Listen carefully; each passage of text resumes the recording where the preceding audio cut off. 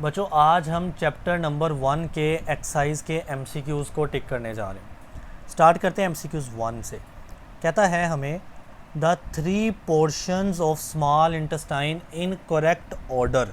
तो small intestine के जो 3 पोर्शन अपने करेक्ट ऑर्डर में है ना, वो ऑप्शन ए में ही दिया गया है। पहला होता है ड्यूडेनम, दूसरा होता है जिजनम और तीसरा होता है इलियम। तो देखें, आप ऑप्शन बी को देखें तो वहाँ भी तीनों ऑप्शन मौजूद हैं, लेकिन इलियम सबसे पहले है, यानी ऑर्डर करेक्ट नहीं है, तो आप ए ऑप्शन पे टिक कर देंगे। दूसरा एमसीक्यू कहता है the wave like movement of muscles that pushes food through the digestive system. हमने पढ़ा था डाइजेस्टिव सिस्टम में वेव लाइक मूवमेंट होती है which is called as peristalsis, जिसकी वजह से जो खुराक है, फूड है, वो मूव करती है। जी नेक्स्ट देखें एमसीक्यूज़ नंबर 3 को।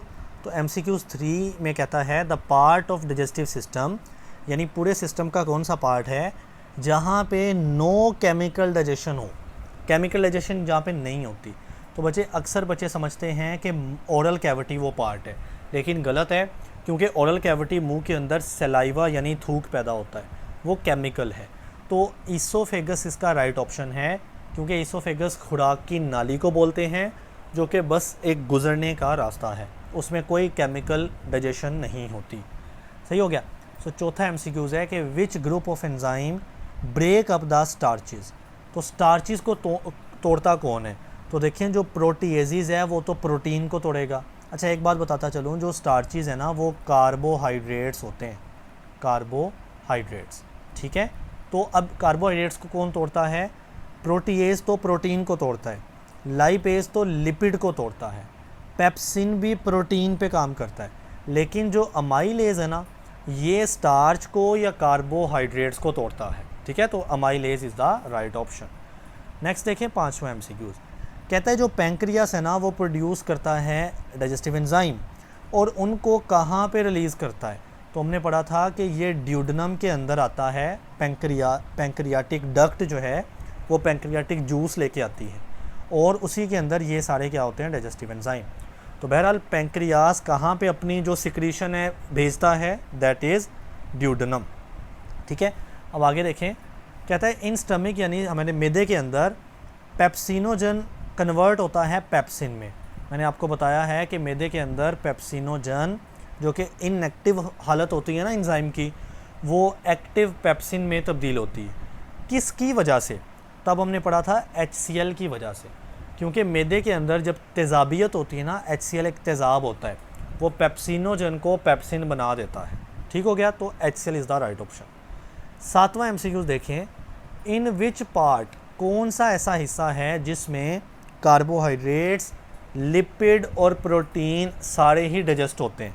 तो अक्सर बच्चे कंफ्यूज होते हैं कि शायद स्टमक यानी हमारा मैदा जो है वो डाइजेशन करता है तीनों चीज़ों की। Answer is no. जो स्टमक है ना बच्चे, वो मेनली प्रोटीन को डाइजेस्ट करता है। ठीक है, तो small intestine is the right option.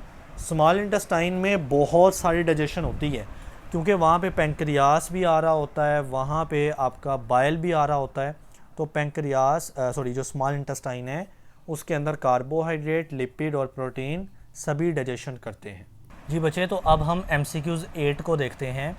कहता है वो कौन सा एंजाइम है, जो एंजाइम ये जो एंजाइम ट्रिप्सिन है, ये कहाँ पे पाया जाता है?